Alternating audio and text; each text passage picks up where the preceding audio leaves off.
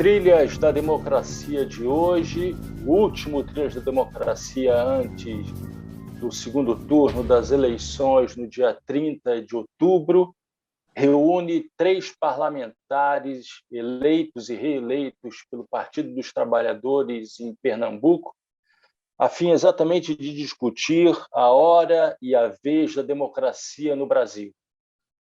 Os convidados são a senadora eleita pelo PT, Tereza Leitão, o deputado federal reeleito pelo PT, Carlos Veras, e a deputada estadual eleita pelo PT, Rosa Amorim.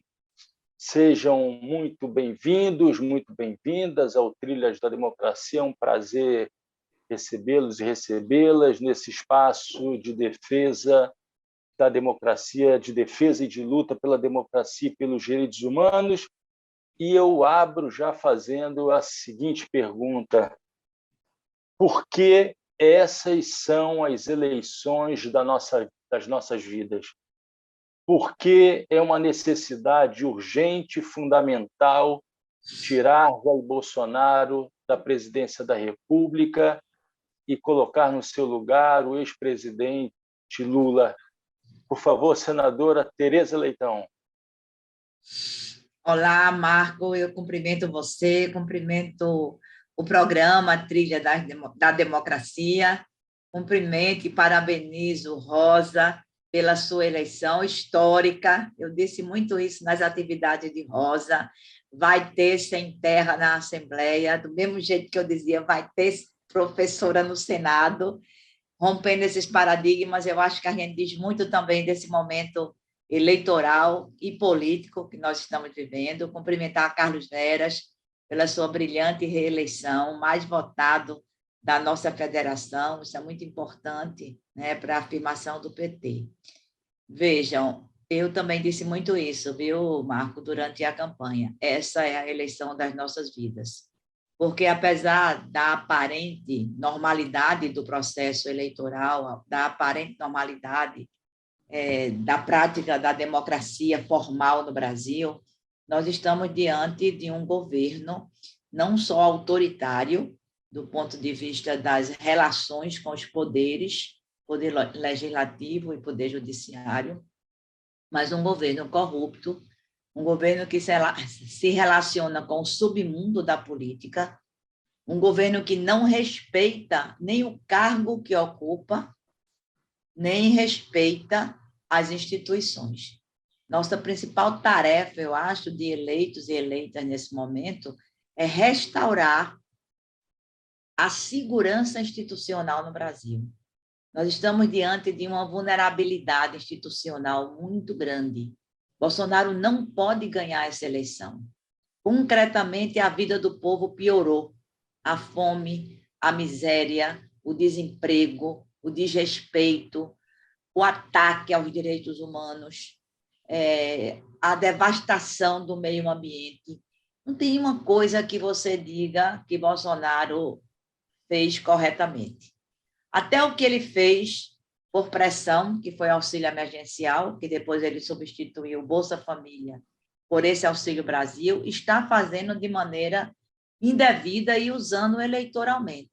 Você sabia que todo mês se faz uma pedalada fiscal para se pagar o Auxílio Brasil, porque não tem dinheiro reservado no orçamento para isto? Isso não é revelado, mas se sabe disso no interior do governo, e quem revelar vai ser punido. Então, a gente tem procedimentos que colidem frontalmente com a República, com a democracia, com a relação democrática e institucional entre os poderes. A eleição de Bolsonaro significa o fim do Brasil como república. A reeleição de Bolsonaro significa o fim da condição de vida dos pobres. Significa a perseguição à população LGBT, significa a misoginia, significa o racismo. E tudo isso ele já praticou em um primeiro governo. Imagine se for reeleito. Então, acho que não há a menor condição de nós pensarmos, né? É um verdadeiro pesadelo a gente pensar que isso pode acontecer. Ao passo que a eleição de Lula é a possibilidade que a gente tem de um recomeço, de uma reconstrução, de trazer de volta, com muito trabalho, com muita articulação política, não apenas com governabilidade institucional, mas também com apoio popular, com apoio do povo, as condições do Brasil retomar ao desenvolvimento, de se integrar com soberania na comunidade internacional, de rever conceitos, de retomar tanta coisa que foi interrompida. Eu espero que a gente possa, no dia 30, comemorar a eleição de Lula. Carlos Veras, não sei se você se lembra, mas você participou a primeira edição do Trilhas da Democracia, logo após a eleição de Jair Bolsonaro em 2018. E naquela ocasião você compartilhava a gravação com o professor Michel Zaidan, e eu me recordo que você finalizou aquele debate dizendo que Bolsonaro não tinha a menor condição de ser presidente da República do Brasil. Você, passados 4 anos, você continua tendo essa percepção? Por favor, Carlos. Cumprimentar você, Marcos Mondain, satisfação poder estar novamente com você, programa Trilhas da Democracia, cumprimentar minha companheira Rosa Amorim, tem sem terra na Assembleia Legislativa de Pernambuco, tenho dúvida que é uma alegria imensa e para a política pernambucana, para o PT de Pernambuco, para a democracia, o seu mandato é um mandato fundamental e que vai nos encher de muita força, de muita esperança nessa caminhada aqui em Pernambuco. Nossa querida senadora Tereza Leitão, tem professora no Senado, acho que o desafio de Tereza no Senado será muito maior do que o meu no Congresso Nacional. A afirmação que fiz no início do mandato de Bolsonaro, Marcos, eu continuo reafirmando, Bolsonaro não tem a menor capacidade política, técnica, enquanto cidadão, de ser presidente da República, enquanto ser humano, porque ele não tem nenhum apego à democracia, nenhum apego aos direitos da população brasileira. E ali a gente já apontava. E ele, para não ser impeachmentado, para poder se manter até o final do governo, ele teve que cooptar parte do Congresso, teve que colocar todo o orçamento do governo federal na mão do Congresso, na mão do Centrão, para poder se manter como presidente. Ele é um presidente fictício.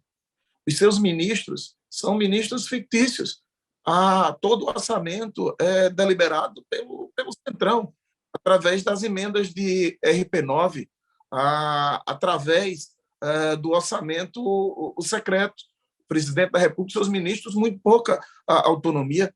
Você vai para uma audiência com um ministro para tentar resolver um problema grave de uma região como a do Vale do São Francisco, lá com perímetro irrigado, o ministro olha para você e diz: não tem como você conseguir uma emendazinha lá com o relator, não, para poder colocar recursos aqui no Ministério para a gente tentar ajudar a resolver esse problema.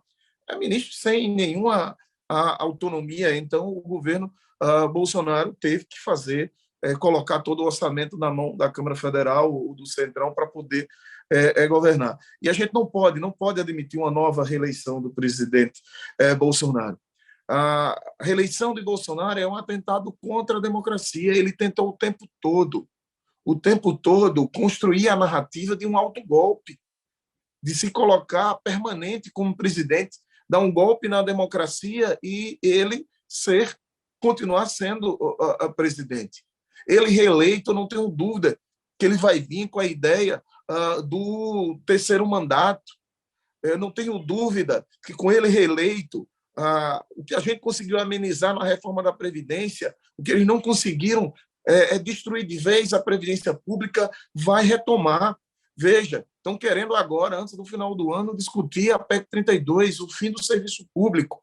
Então, a reeleição de Bolsonaro significa o fim dos direitos da classe trabalhadora, a privatizações das empresas públicas, o fim do serviço público, privatização do SUS, da educação pública, o fim de toda política de assistência social. Por isso, nós precisamos ter Lula presidente. Lula de volta à presidência da República. Porque quando a gente tinha Lula presidente, a gente tinha direitos, a gente tinha avanços, a gente tinha conquistas para a classe trabalhadora. Avançamos muito nesse país. Nós tínhamos emprego pleno. Os direitos da classe trabalhadora eram respeitados.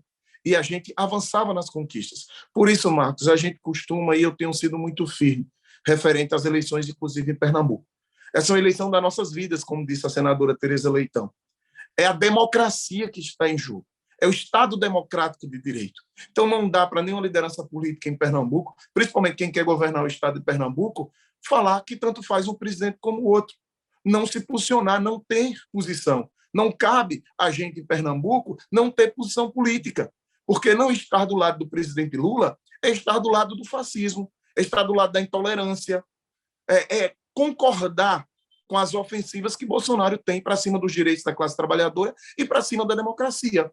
É dar guarita ao setor bolsonarista, a esse setor do fascismo, da intolerância e do ataque à democracia e aos nossos direitos. Por isso que aqui em Pernambuco, acertadamente, o Partido dos Trabalhadores tomou uma decisão de apoio à governadora a Marília Reis. Por isso a gente precisa ter Marília Reis governadora em Pernambuco e ter Lula presidente para a gente não ter nenhuma ameaça ao nosso Estado democrático de direito, à democracia. Muito obrigado. Rosa, eu acrescentaria essa pergunta inicial, né? Por que essas eleições de 2022 são as eleições das nossas vidas? Acrescentaria um elemento.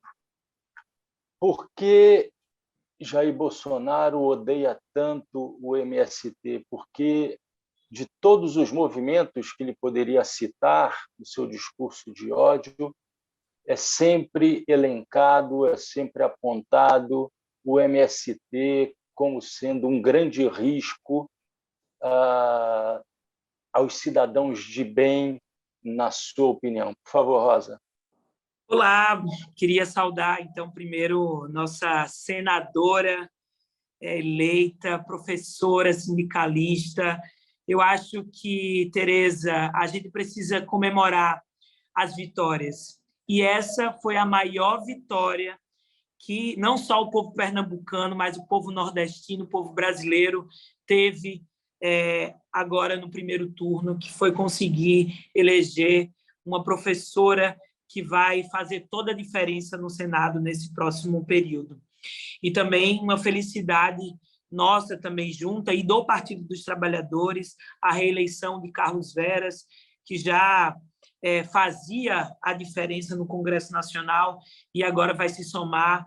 Diria que mesmo Lula presidente, que esse é o nosso caminho, a gente vai enfrentar o Congresso mais conservador, mais de extrema-direita que o nosso Congresso já teve. Então, não será uma tarefa fácil, a gente precisa de deputados aguerridos, e eu tenho dúvida que Carlos Veras é um desses.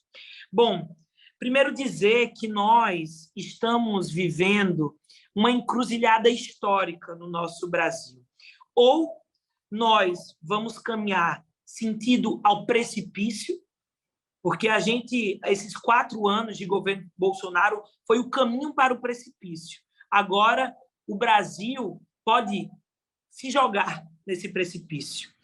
Ou nós, no meio dessa encruzilhada, a gente pode optar por um caminho diferente, o caminho das mudanças, o caminho da transformação, o caminho da defesa da democracia, o caminho dos direitos sociais, o caminho da educação, da saúde para o povo, e isso a gente não tem dúvida que é só com Lula presidente.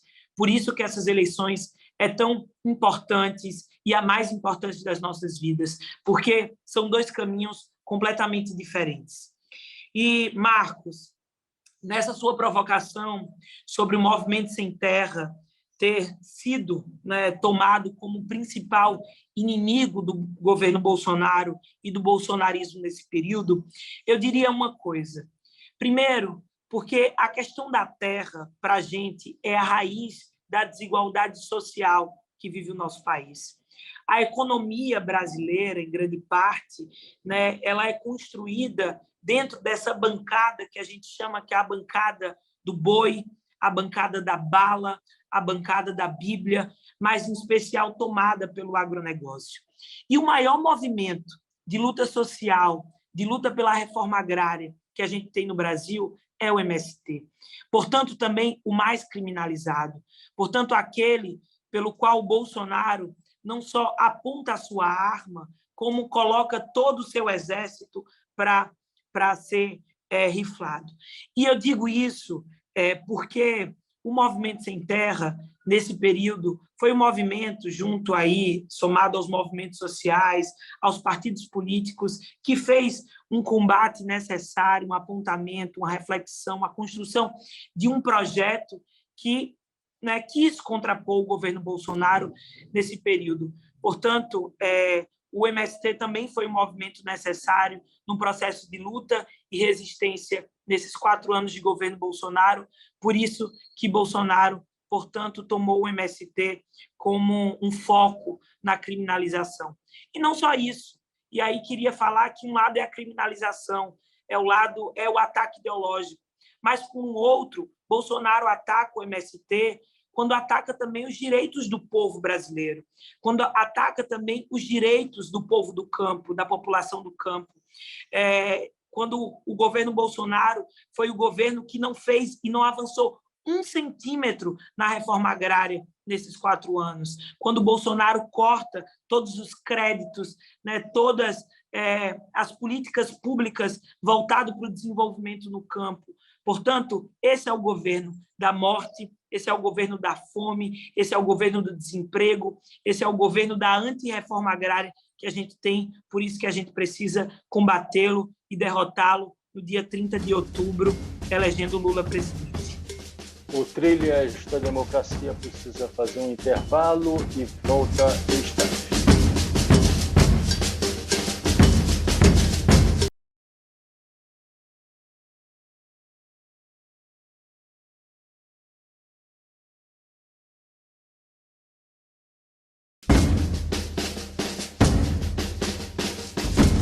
O Trilhas da Democracia está de volta, debatendo essa situação, essa conjuntura imediatamente pré-eleitoral. Nós estamos a 1 semana das eleições do segundo turno, do dia 30 de outubro. Os nossos convidados são a senadora eleita pelo PT de Pernambuco, Tereza Leitão, o deputado federal reeleito pelo PT de Pernambuco, Carlos Veras, e a deputada estadual eleita pelo PT de Pernambuco, Rosa Amorim.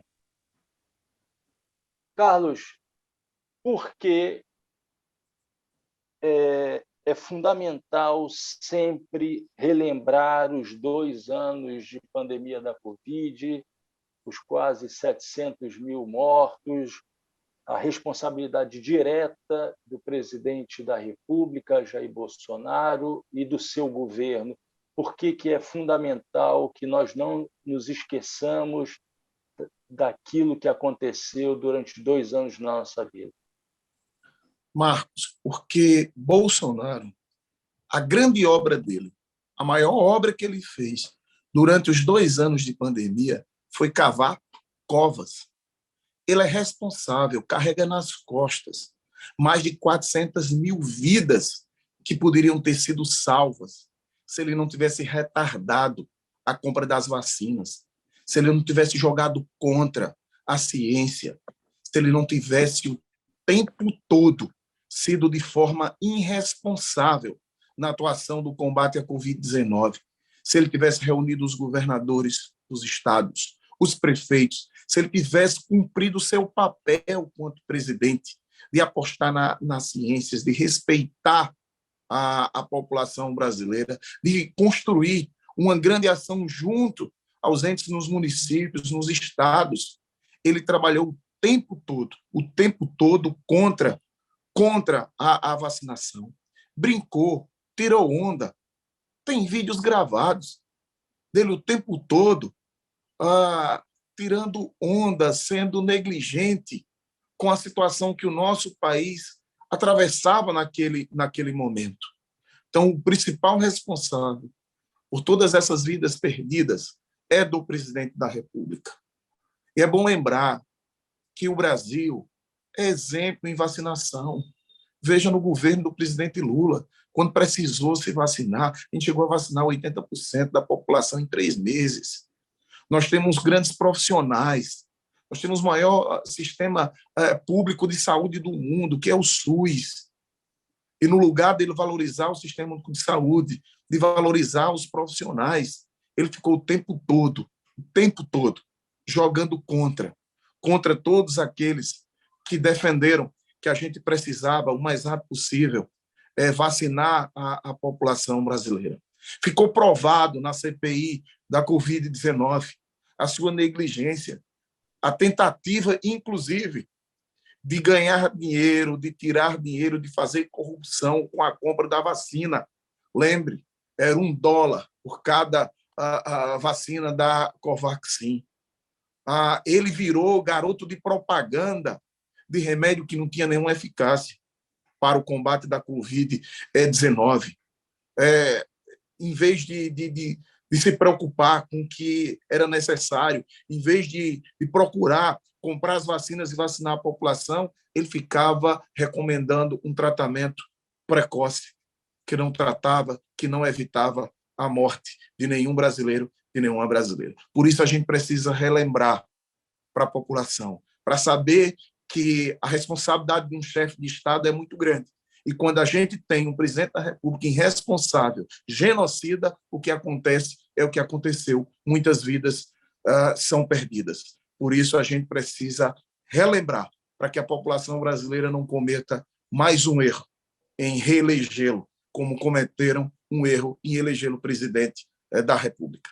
Rosa, por que nós não devemos esquecer dos 700 mil mortos e por que nós precisamos fazer com que cada vez mais pessoas saibam daquilo que foi feito pelo MST, com os seus agentes populares de saúde, com a Cozinha Solidária, com a rede de armazéns do campo, que foram fundamentais para a manutenção da vida daqueles mais necessitados durante os 2 anos da pandemia.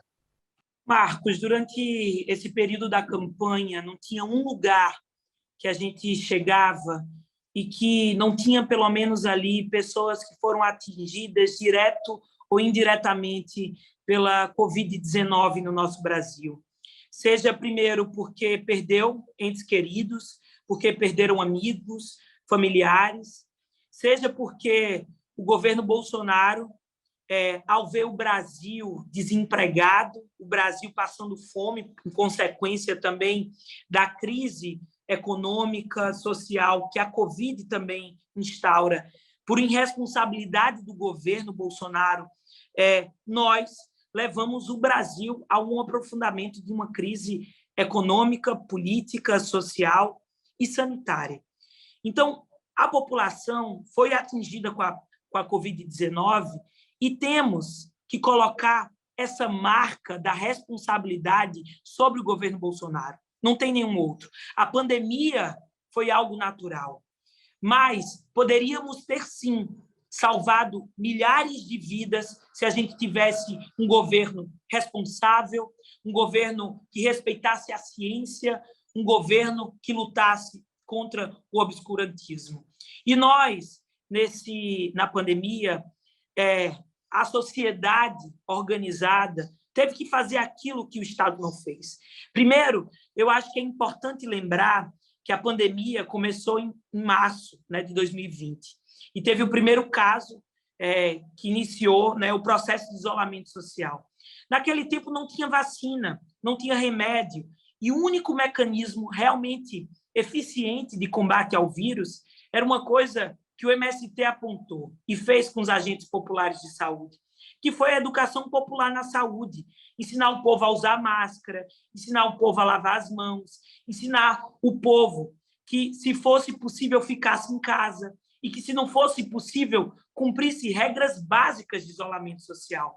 Então, nos países que se cumpriu essas medidas básicas de isolamento, de educação e saúde, tiveram um número menor de mortes. E os países que mais desafiaram a lógica da ciência, foram os países que mais sofreram em termos de vítimas da Covid-19. Só que nenhum outro governante do mundo foi mais irresponsável que Bolsonaro. Nenhum outro fez tanta fake news, tanta propaganda contra a máscara, contra as medidas de isolamento que ele fez. Então, mesmo sem vacina, ele pregava a aglomeração. Ele mesmo era o próprio indutor da aglomeração. Pregava que não usasse máscara. E isso foi responsável pela morte de muita gente. O atraso, falar que era só uma gripezinha, o atraso na vacina, a não compra imediata das vacinas, gerou esse caos que a gente viu no Brasil e que precisa, e que nós colocamos como a marca do governo Bolsonaro. Então, Bolsonaro, sim, é um governo genocida. Mas não basta dizer só que ele é um genocida. Se ele não comprou a vacina, a gente tem que explicar, por A mais B, que ele não comprou a vacina e por que o Brasil chegou nesse caos sanitário chegou. Queria terminar falando que, enquanto ele estava lá pregando a fome, o MST doou mais de 10 mil toneladas de alimentos para ajudar o povo a passar por esse momento difícil. Só aqui em Pernambuco a gente chegou a doar mais de 900 toneladas de alimentos para o povo das periferias e para a população em situação de rua. Mais de 4 milhões de marmitas foram doadas. Então, eu acho que nós fizemos aquilo que o governo Bolsonaro não fez, mas que é importante a gente responsabilizar e dizer que com esse governo não dá mais. Tereza, no último debate, o debate da Bandeirantes, né, do pool de emissoras da Bandeirantes, quando perguntado sobre o atraso na educação brasileira, o atraso dos alunos que ficaram prejudicados durante os 2 anos de pandemia, mais uma vez Bolsonaro atacou aqueles que defenderam o isolamento social, dizendo que esse foi o grande responsável pelo atraso educacional no Brasil. Tereza, você como professora, como responderia mais essa acusação leviana e irresponsável do presidente da República? Eu acho, complementando o que Carlos e Rosa colocaram, eu acho que se tem um momento em que a verdadeira face de Bolsonaro ficou explicitada em todos os aspectos, foi o momento da pandemia. Primeiro, pela crueldade no tratamento com o povo que ele representa.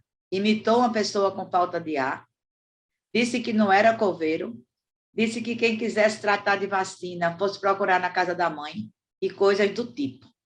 Segundo, pelo negacionismo. O Brasil é um dos países do mundo que tem expertise em vacinação. O Plano Nacional de Imunização está sendo descredenciado por conta de Bolsonaro. O Brasil tinha esse plano de imunização como um exemplo, e Bolsonaro desafiou a ciência, quem se vacina pode virar jacaré. Eu acho que ele tomou vacina escondido, colocou sigilo de 100 anos no seu cartão de vacinação exatamente por isso, e, como Rosa disse, desafiava cotidianamente o isolamento social. E terceiro, tratou com corrupção. Bolsonaro foi corrupto. A compra de vacina superfaturada, a ivermectina, que comprou um monte, ficou lá estocado, tudo corrupção.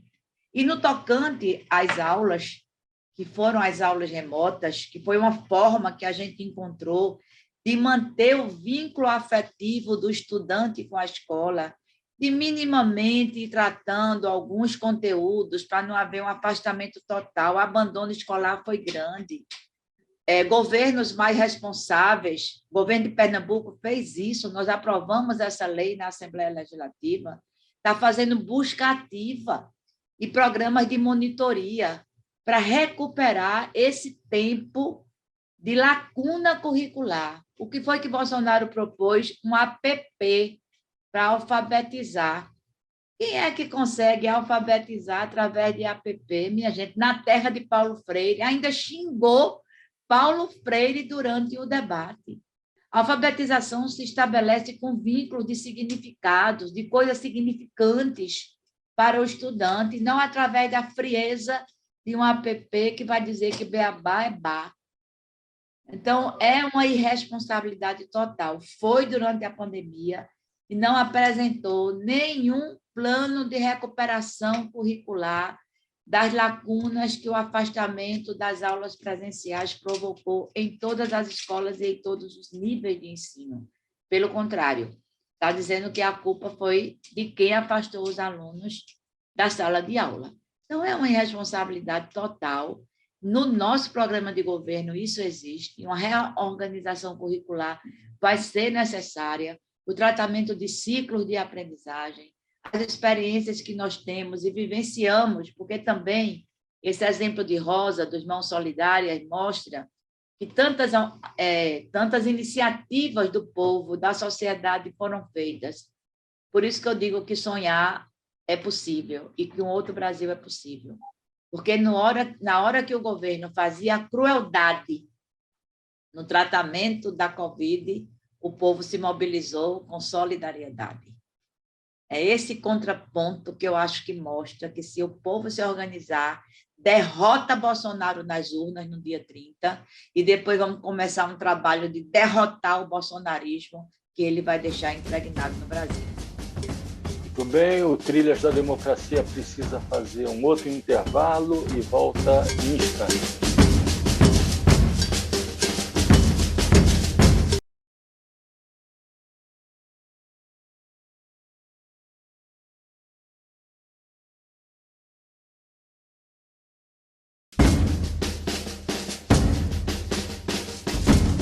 Trilhas da Democracia está de volta, entrevistando hoje 3 parlamentares eleitos, eleitas e reeleitas pelo Partido dos Trabalhadores no estado de Pernambuco.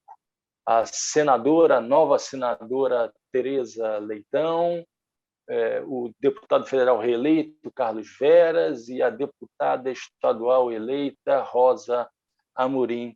Rosa, eu começaria com você nesse terceiro bloco. E eu gostaria que você traçasse uma comparação, tanto na forma quanto no conteúdo, do tratamento dado por Lula, não apenas durante os 8 anos em que ele foi presidente da República, mas durante toda a sua vida sindical, política, né? E o atual presidente da República em relação aos nordestinos, às mulheres, aos negros, aos índios, aos favelados. Relembro só a última identificação que ele fez no debate entre moradores de favela e criminalidade, entre duas formas e dois conteúdos absolutamente díspares, diferenciados, de olhar para esses sujeitos sociais. Por favor, Rosa. Primeiro, Marcos, eu acho que nesse quesito é onde a gente consegue ver claramente os projetos que estão em disputa, de um lado do Bolsonaro e do outro Lula. Não só no discurso, mas também na prática, já que os dois governaram esse país. De um lado, a gente vê os governos do PT que conseguiram aumentar o número de universidades no Brasil, de um governo que conseguiu olhar para o que a gente chama de reparação histórica com o povo negro. Inclusive, nos últimos discursos de Bolsonaro, de Lula, é importante ver como ele traz essa questão dos resquícios da escravidão e da importância de um governo governar também para o povo preto. Um governo que não só ampliou universidades, mas conseguiu garantir com que essa universidade fosse ocupada pelo povo preto e o povo pobre através das cotas sociais e das cotas raciais, através também do que a gente chama das políticas de saúde, o crescimento e ampliação do SUS, que toca o povo preto, o povo pobre, as mulheres, a política para as próprias mulheres, de combate à violência, de políticas contra a violência doméstica, de geração de emprego e renda para as mulheres, O próprio programa Bolsa Família é a prova disso, de quando as mulheres não têm renda, você consegue ter o Estado assistindo essas mulheres. E um discurso que inclui as mulheres e incentiva a participação das mulheres na política, o inverso do que o governo Bolsonaro fez. E a última coisa que eu queria falar é o próprio espaço da população LGBTQIA+, também no governo, da criminalização da LGBTfobia, de políticas que incluem e olha para o povo LGBTQIA+, como gente, como ser humano, diferente das medidas tomadas pelo governo Bolsonaro, que cortou o recurso da educação, que trata o povo nordestino de forma xenofóbica, que despreza o povo nordestino e que, na sua prática, atua diretamente para o seu discurso, que é cortar recursos da educação, incentivar a violência contra as mulheres, um governo que se elegeu no discurso genocida. Então, queria frisar naquilo que para a gente que é muito tocante no seu discurso, que é falar do povo nordestino. Uma coisa que não dá para aceitar é bolsonarista falando mal do povo nordestino, porque a gente sabe que o Lula foi o que mais governou pelo Nordeste, porque o desgoverno de Bolsonaro só trouxe morte pelo seu descaso, levou o Brasil de volta para o mapa da fome, sucateou as universidades e fez o nosso país de chacota internacional.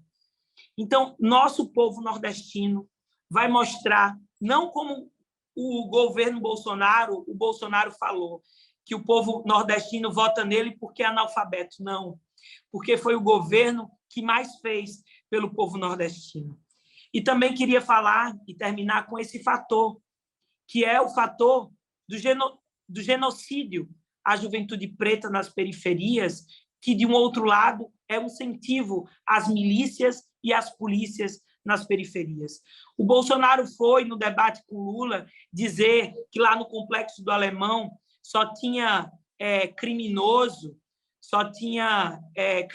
do lado de Lula, porque, de um lado, o governo Bolsonaro incentiva as milícias e que esconde, na verdade, uma faceta violenta do seu governo que coloca um rifle contra a população negra e que mata a nossa juventude preta e periférica, né, na periferia do Brasil. Então, esse é o retrato do governo Bolsonaro.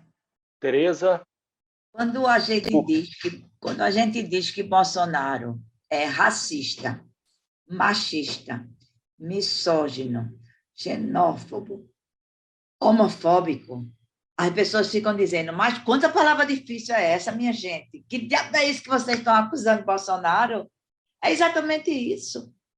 O governo Bolsonaro foi o governo que mais promoveu perseguição à população LGBTQIA+.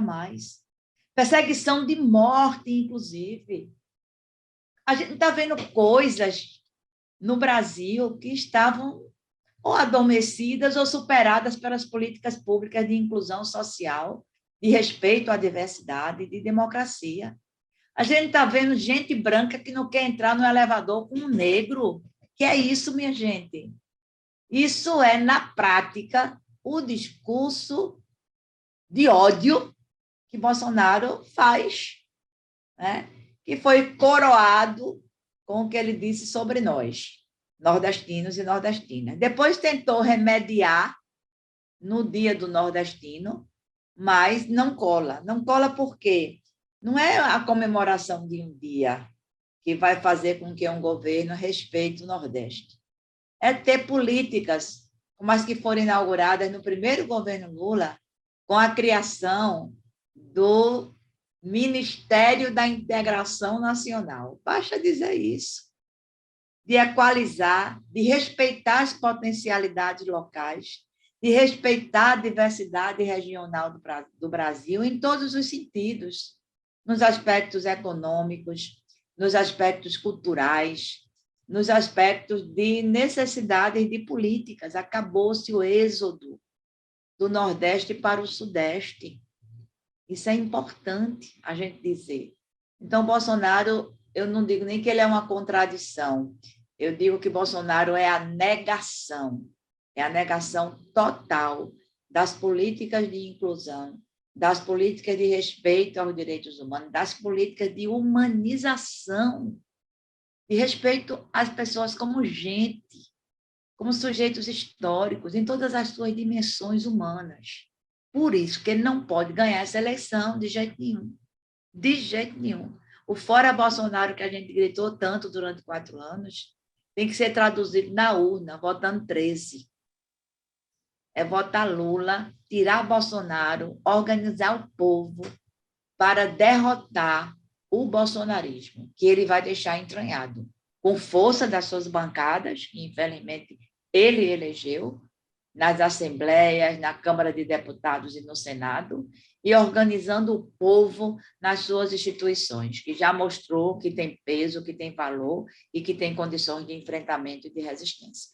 Tereza, só uma pergunta dentro dessa pergunta. Não te assusta o fato de, depois de uma série de ataques aos terreiros, né, aos espaços de culto das religiões afrodescendentes, né, não te assusta essa série de ofensas, de violências praticadas contra padres da Igreja Católica dentro das próprias igrejas? Isso não te assusta? Claro, é tão engraçado porque ele critica que Lula tem amizades com a Nicarágua e ele está fazendo com a Igreja Católica o que ele denuncia, né? O que ele denuncia que a Nicarágua faz.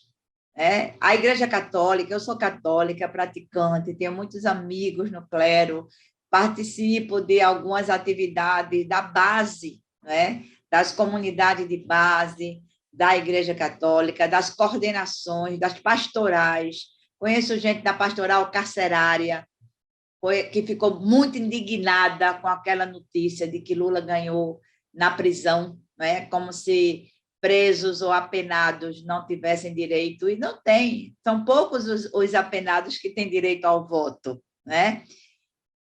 Participo da pastoral da comunicação, da pastoral da juventude do meio popular, e sei que a Igreja Católica hoje é dividida. Inclusive, nós temos também na Igreja Católica bolsonarista, em menor quantidade, mas temos o clero conservador, temos o clero progressista, e o clero conservador, alguns segmentos são mais do que conservadores, são reacionários. Há uma briga, inclusive, também, há uma disputa também, que não ganha porque a CNBB tem a sua visão, porque quem segue o Papa Francisco tem a sua visão, não é, de humanização, não é, de uma igreja em saída, e não uma igreja fechada em dogmas e na liturgia apenas, mas a gente se assusta. A gente aqui está na maior expectativa. Quem é que vai substituir Dom Fernando Saborido? Que não é nenhum esquerdista, mas é uma pessoa de diálogo, é uma pessoa progressista. Quem vem no lugar dele? A gente não sabe, só vai saber depois do Congresso Eucarístico. Então, acho que isso, para nós também, cristãos, que Bolsonaro acha que cristão é somente quem é evangélico fundamentalista, ele está perseguindo os evangélicos que declararam voto a Lula, ele está perseguindo as igrejas católicas que declararam, não é declarar voto a Lula, é declarar o evangelho, dai de comer a quem tem fome. É declarar o sermão da montanha. Bem-aventurados os humildes de coração. Bem-aventurados os que fomentam a paz e não a discórdia. Bem-aventurados os que desejam um mundo igual, com direitos iguais. É isso. Ele não quer isso. Então, acho que considero esse setor, né, religioso ou interreligioso, porque a gente precisa colocar não apenas as religiões cristãs, mas as outras religiões de matriz africana, religião budista, todos os que acreditam que a gente tem uma dimensão da espiritualidade humana nesse debate, porque nós estamos sendo atacados pelo direito de professar uma fé que não é a fé que Bolsonaro diz que professa. porque é mais um fake. É mais um fake. Bolsonaro dizer que é cristão é um fake. É a negação do Evangelho de Cristo. Bolsonaro é a própria negação da afirmação de dizer que é cristão. É uma ofensa a nós que cremos. É uma ofensa. Então, ele devia se recolher, né, a sua insignificância e nós nos organizarmos também nesse setor. É constitucional a liberdade de credo. Cada um escolha a religião que quer seguir de acordo com os seus princípios, com aquilo que acredita. O ataque que é feito a religiões de matriz africana, inclusive vinculando ao satânico, é um desrespeito. É um desrespeito. Então, nós temos que preservar a nossa Constituição. Veja só, a que ponto nós chegamos. Ter que preservar a nossa Constituição, onde está escrito que a liberdade de crédito é cláusula pétrea da Constituição. Mas vamos lá, vamos empregar nossas mãozinhas, torcer pela vitória de Lula e nos preparar para uma grande quadra, né, de resistência, de manutenção das nossas conquistas, né, e de preparar os possíveis avanços. Eu agradeço muito ter participado dessa entrevista, né? Daqui para o dia 30 é voto no voto, é porta a porta, é olho no olho, é puxar os votos para Lula, porque o Brasil precisa. Não somos nós que queremos apenas que Lula seja eleito. É o Brasil que precisa dessa eleição, dessa vitória. Muito obrigada. Eu que agradeço, Tereza. E eu passo a palavra agora a Carlos, acrescentando um novo elemento. Carlos, além de nordestinos, mulheres, negros, favelados, comunidade LGBTQIA+, eu queria que você, como oriundo do movimento sindical, tratasse especificamente de uma categoria que vem sendo vilipendiada, vem sendo superexplorada no Brasil, que são aqueles motoristas de aplicativo, entregadores, né, dos vários aplicativos, entregadores de comida. Lula tem uma proposta muito clara em relação a essa categoria, e eu gostaria que você incluísse dentro desse rol de sujeitos periféricos, né, de que trata a pergunta inicial, dissesse por que a eleição de Lula é fundamental para recuperar a cidadania, recuperar os direitos sociais desses trabalhadores, totalmente desprotegidos hoje. Vamos lá, Marcos. Primeiro, a diferença entre a forma que Bolsonaro e Lula trata o povo periférico, o povo nordestino. Primeiro, toda vez que Bolsonaro se refere ao povo periférico, as pessoas que moram nas periferias, que moram nas comunidades, ele trata eles como se fosse bandido. Isso ficou claro, inclusive, no debate, onde mora muita gente trabalhadora, onde mora a maioria da classe trabalhadora, que é quem impulsiona, que mantém a roda da economia girando nesse país. Quando ele trata a comunidade quilombola, que trata os quilombolas como se fosse boi, por arroba, como se fossem pessoas preguiçosas, pessoas que não trabalham. Ao contrário, pessoas que trabalham, inclusive, na agricultura familiar, que produz e que gera alimentos nesse país e que garante a soberania alimentar. Veja de que forma ele trata as mulheres. Na comunidade de São José, em Brasília, quando o presidente, passeando de moto, vê duas meninas novas, bonitinhas, arrumadinhas, maquiadas, e entra na casa dessas meninas, ele precisa responder. Qual foi a intenção do presidente de entrar na casa dessas meninas, de menores? Foi para ver se havia alguma violação de direitos da criança e do adolescente? Se tinha, como ele insinuou? Por que não denunciou? Por que não tomou as providências, já que ele é o presidente da República? E que história é essa de rolar clima? Que clima é esse que rolou? Então, essa a forma de Bolsonaro tratar as mulheres, tratar as nossas crianças, os nossos adolescentes.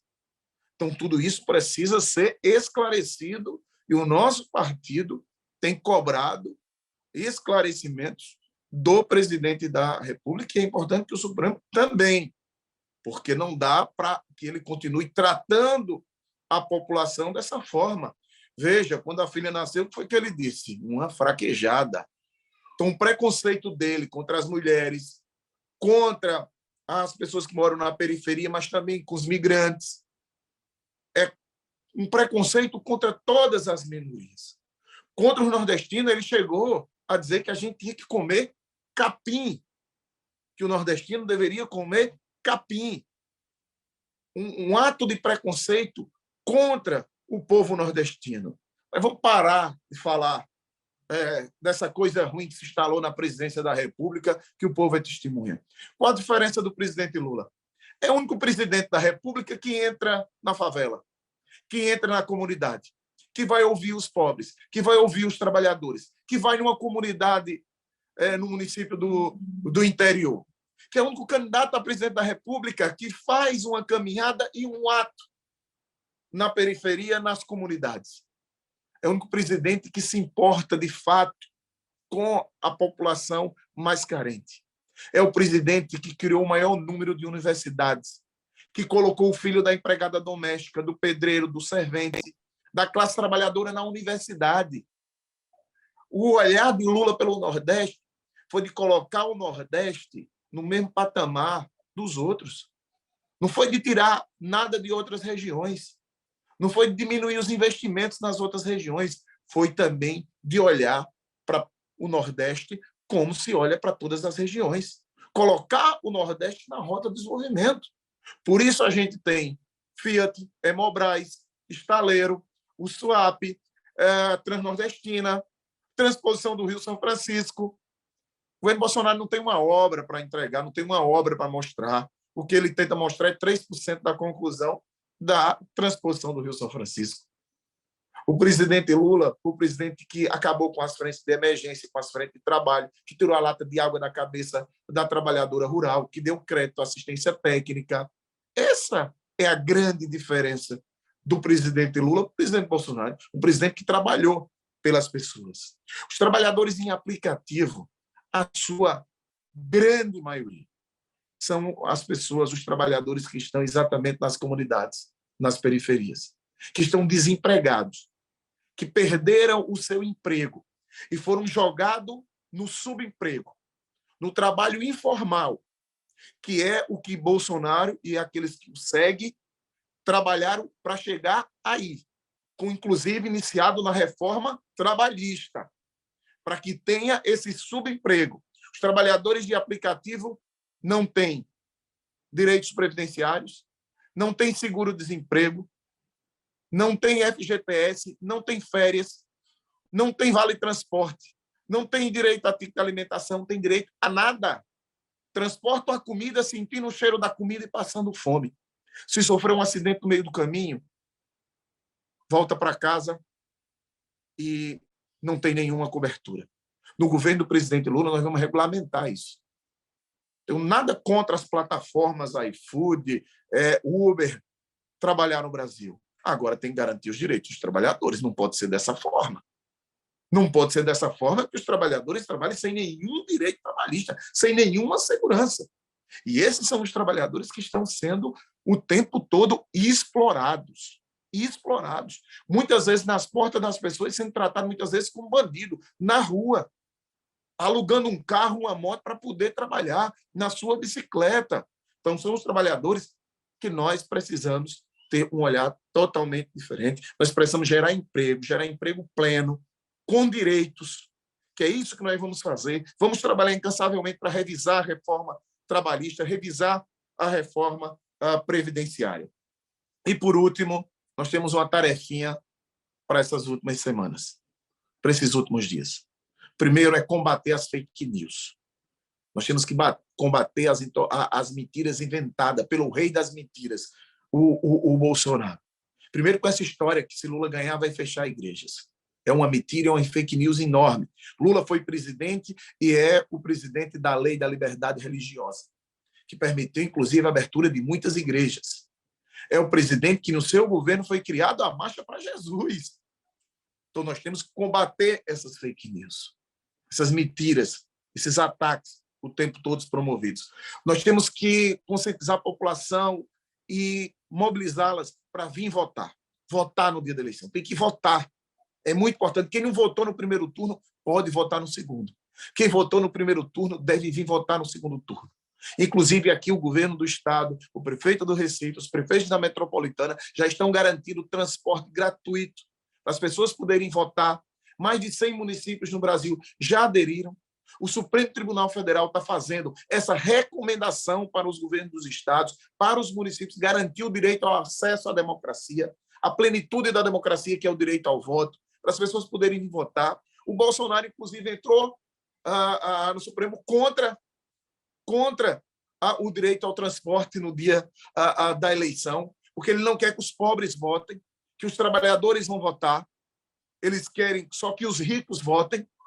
Então, a gente precisa fazer com que os trabalhadores possam ir votar. Isso é muito, muito importante. Então, nós temos essa tarefa na reta final de continuar andando, conversando, combatendo as fake news e mobilizando as pessoas para vir votar. Pernambuco e o Nordeste será decisivo nessas eleições. Pernambuco, nós temos uma meta aí de passar de 70% da votação para o presidente Lula, então vamos ter que andar bastante essa nossa a meta final. Muita gratidão por participar desse programa, da Trilha da Democracia, e dizer, dia 30 de outubro, vamos com muita fé, com muita esperança. Eleger Marília Reis governadora, a governadora do presidente Lula, e eleger Lula presidente, para a gente poder ter o país voltando a ser feliz de novo. Muita gratidão. Rosa Amorim, para fechar com chave de ouro, esse Trilhas da Democracia, o último antes do segundo turno. Quais são as tarefas de hoje até o dia 30, as tarefas dessa última semana decisiva que pode mudar, certamente vai mudar as nossas vidas? Por favor, Rosa. Primeiro, a gente não pode deixar o medo se generalizar. Eu acho que a nossa tarefa principal é a bandeira da esperança, é a defesa do nosso futuro, é a defesa do sonho. E o que a gente viu no primeiro turno das eleições era um povo que estava indo naquilo que eu acho que é o legado do governo Bolsonaro. O discurso do ódio, o discurso da intolerância, o discurso do medo, que afeta e afetou o clima nas eleições. Mas, para a gente poder conseguir superar esse momento, a gente vai precisar construir um grande sentimento de esperança, um sentimento de um Brasil que realmente vai voltar a ser feliz, um Brasil que realmente vai voltar a ser desenvolvido, a ter perspectiva de futuro. E eu falo enquanto Brasil, porque é isso, é o povo brasileiro, junto com esse país, que vai fazer o nosso presidente Lula se eleger no dia 30 de outubro. Então, a primeira coisa é vencer a barreira do medo, ocupar as ruas. Eu acho que Lula, nesse novo desenho da sua campanha agora no segundo turno, está fazendo isso muito bem, saindo dos palanques montados e ocupando as ruas. O Nordeste deu um exemplo disso na última semana. O presidente Lula está fazendo pelo menos 2 estados por dia, fazendo caminhadas, levando o povo para as ruas, avermelhando as ruas. Aqui no Recife, a gente teve um ato histórico. Era uma sexta-feira e, simplesmente, quando Lula veio para cá, era feriado. Feriado no Recife, foi deflagrado, feriado pela vinda do Lula, da quantidade de gente que foi para as ruas em defesa do nosso presidente, em defesa da nossa democracia, porque Lula já não é mais Lula. Lula é a possibilidade de um Brasil melhor. Lula, nesse momento, é um projeto de país que nós defendemos. Então, ele já não é mais ele é a representação do povo brasileiro. Então, esse é o sentimento que a gente precisa para esses próximos dias, superar esse projeto. A segunda coisa, eu acho, Carlos Vera já falou, Tereza Leitão já falou, a gente precisa disputar os não convencidos. A gente precisa virar voto. A gente precisa sair da bolha da esquerda. A gente precisa chegar com os nossos discursos, com os nossos argumentos, para aquelas pessoas que a gente quer que saia de casa no dia 30 para votar. Para aqueles votos que não são dos 30% do Bolsonaro, mas que votou em Bolsonaro no primeiro turno, em Lula no segundo turno, porque foi convencido a partir do argumento da mudança. Então, nós ainda podemos pegar esse fôlego final e ir para a rua disputar voto a voto. E o papel da comunicação é fundamental. A nossa luta, nesses últimos momentos, ela vai se dar nas redes sociais. Então, todas as nossas redes à disposição, o WhatsApp, o Instagram, o Twitter, o Facebook, todas as plataformas digitais virtuais, para a gente conseguir também travar essa disputa nas redes. A outra coisa é nas ruas. A gente precisa ocupar as ruas. E ocupar as ruas, nesse momento, nem são com os grandes atos. Ocupar as ruas para as periferias, é dialogar, é debater com o povo, é virar voto. Então, casando as ruas com as redes, a gente vai chegar no nosso último desafio, que são as urnas. E, com a nossa camisa vermelha, conseguir trabalhar bem o dia das eleições, no dia da eleição, para a gente chegar no dia 30 de outubro, vencendo o nosso projeto, não só eleitoralmente, mas também politicamente na sociedade, com a grande festa da democracia, elegendo Lula no dia 30 de outubro. Muito obrigado, Rosa Amorim, deputada estadual Rosa Amorim. Muito obrigado, deputado federal Carlos Veras. Durante 4 anos, desde o início do governo Bolsonaro, no ano de 2019, o Trilhas da Democracia procurou remar contra a maré do conservadorismo e do fascismo bolsonarista. Isso nos momentos mais adversos dos últimos 4 anos. Espero que, quando o Trilhas da Democracia retornar no dia 6 de novembro, nós tenhamos um novo presidente eleito, o presidente da democracia e dos direitos humanos, o presidente Luiz Inácio Lula da Silva. Até lá, vamos à luta.